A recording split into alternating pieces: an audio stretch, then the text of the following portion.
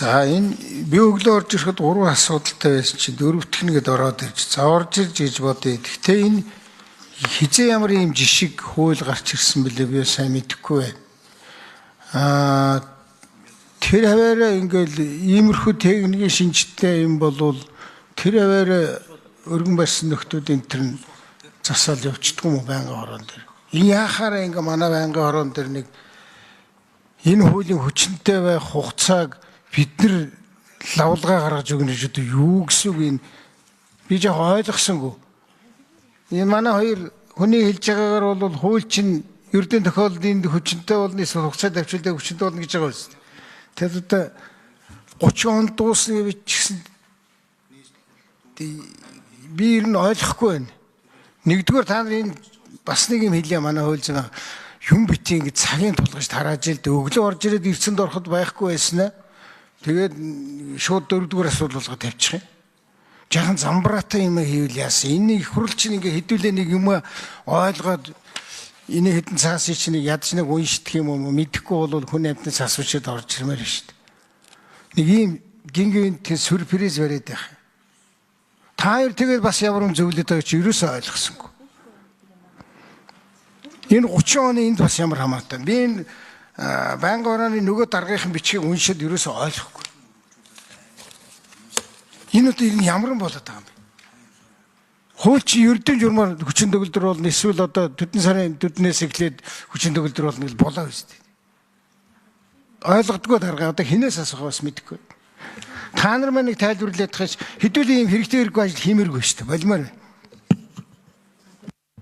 За 3-р микрофон дондогмоо даргын микрофоныг өгье. За байнгын орооны гишүүдийн өдрийн амгалан айлтгая. Алтан гишүүний асуултанд хариулъя. Манай чуулганы уралдааны дэгийн тухай хуулийн 42 дугаар зөвлөлд байнгын орооны хуралдаанаар хуулийн төслийн эцсийн хэлцүүлэг явуулах асуудлыг зохицуулсан байгаа. Дэгийг зохицуулсан.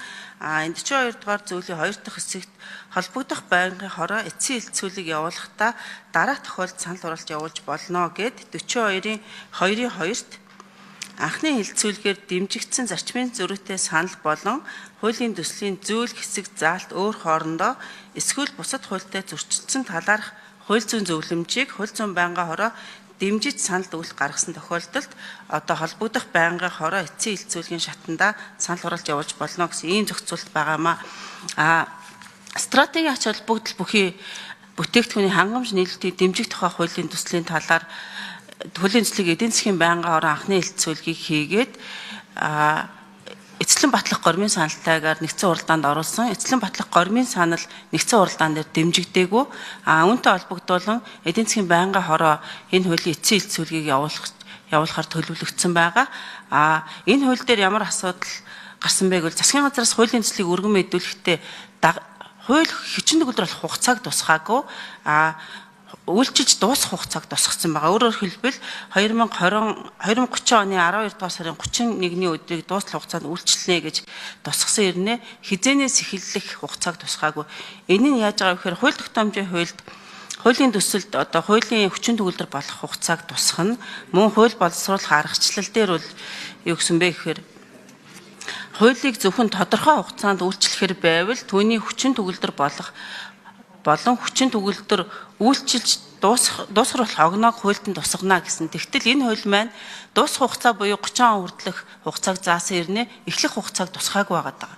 Энтэй холбогдуулан одоо хуулийн нийцлийг хангах зорилгоор тамгын газраас зөвлөмж гаргасан. Энэ зөвлөмжийг хууль зүйн байнгын хороо дэмжиж энэ зөвлөмжийн талаар хууль зүйн байнгын хороо санал дүгнэлт гаргавал одоо холбогдох байнгын хороо буюу эдийн засгийн байнгын хороо санал хураалт эцсийн хэлцүүлгийн шатанд явуулах боломж гарч байгаа юм.